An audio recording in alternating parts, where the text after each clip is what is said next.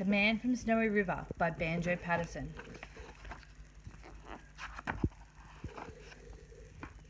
There was movement at the station, for the word had passed around that the colt from Old Regret had got away, and had joined the wild bush horses. He was worth £1,000, so all the cracks had gathered to the fray.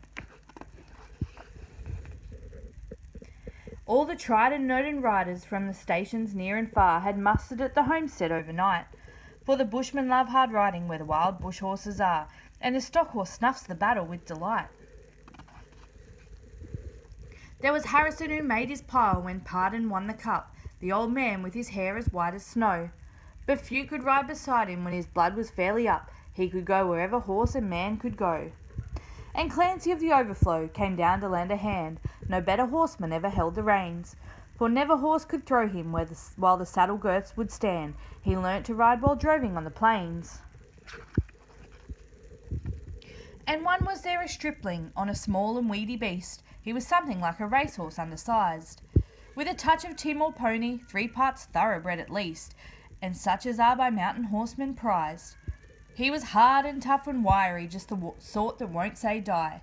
There was courage in his quick, impatient tread, and he bore the badge of gameness in his bright and fiery eye, and the proud and lofty carriage of his head. But still so slight and weedy, one would doubt his power to stay, and the old man said, "That horse will never do. For a long and tiring gallop, lad, you'd better stop away. Those hills are far too rough for such as you." So he waited sad and wistful. Only Clancy stood his friend. "I think we ought to let him come," he said. "I'll warrant he'll be with us when he's wanted at the end, for both his horse and he are mountain bred. He hails from Snowy River, up by Kosciuszko's side, where the hills are twice as steep and twice as rough, where a horse's hoofs strike firelight from the flint stones every stride. The man that holds his own is good enough. And the Snowy River riders on the mountains make their home, where the river runs those giant hills between. I have seen full many horsemen since I first commenced to roam, but nowhere yet such horsemen have I seen." So we went. They found the horses by the big mimosa clump. They raced away towards the mountain's brow, and the old man gave his orders. "Boys, go at 'em from the jump. No use to try for fancy riding now. And Clancy, you must wheel 'em. Try and wheel them to the right. Ride boldly, lad, and never fear the spills. For never yet was rider that could keep the mob in sight, if once they gained the shelter of those hills." So Clancy rode to wheel them. He was racing on the wing, where the best and boldest riders take their place. And he raced his stockwhip past them, and he made the rangers ring with the stockwhip as he met them face to face.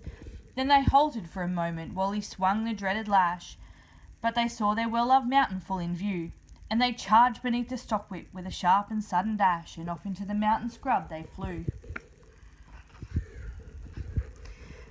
Then fast the horsemen followed, where the gorges deep and black resounded to the thunder of their tread, and the stockwhips woke the echoes, and they fiercely answered back from cliffs and crags that beetled overhead. And upward, ever upward, the wild horses held their way, where the mountain ash and Currajong grew wide. And the old man muttered fiercely, "We may bid the mob good day, no man could hold them down the other side." When they reached the mountain summit, even Clancy took a pull. It might well make the boldest hold their breath. The wild hop-scrub grew thickly, and the hidden ground was full of wombat holes, and any slip was death. But the man from Snowy River let the pony have his head, and he swung his stockwhip round and gave a cheer, and he raced him down the mountain like a torrent down its bed, while the others stood and watched in very fear. He sent the flintstones flying, but the pony kept his feet. He cleared the fallen timber in his stride, and the man from Snowy River never shifted in his seat. It was grand to see that mountain horseman ride. Through the stringy barks and saplings on the rough and broken ground, down the hillside at a racing pace he went, and he never drew the bridle till he landed safe and sound at the bottom of that terrible descent. He was right among the horses as they climbed the further hill, and the watchers on the mountain standing mute saw him ply the stockwhip fiercely. He was right among them still, as he faced across the clearing in pursuit. Then they lost him for a moment, where 2 mountain gullies met in the ranges, but a final glimpse reveals, on a dim and distant hillside, the wild horses riding yet, with the man from Snowy River at their heels. and he ran them single-handed till their sides were white with foam.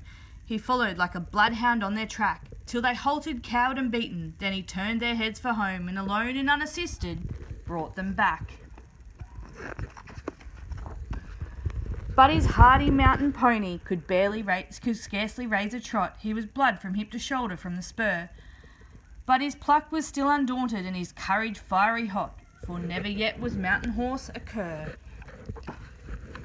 And down by Kosciuszko, where the pine-clad ridges raise their torn and rugged battlements on high, where the air is clear as crystal, and the white stars fairly blaze at midnight in the cold and frosty sky, and where around the overflow the reed beds sweep and sway to the breezes and the rolling plains are wide, the man from Snowy River is a household word today, and the stockmen tell the story of his ride.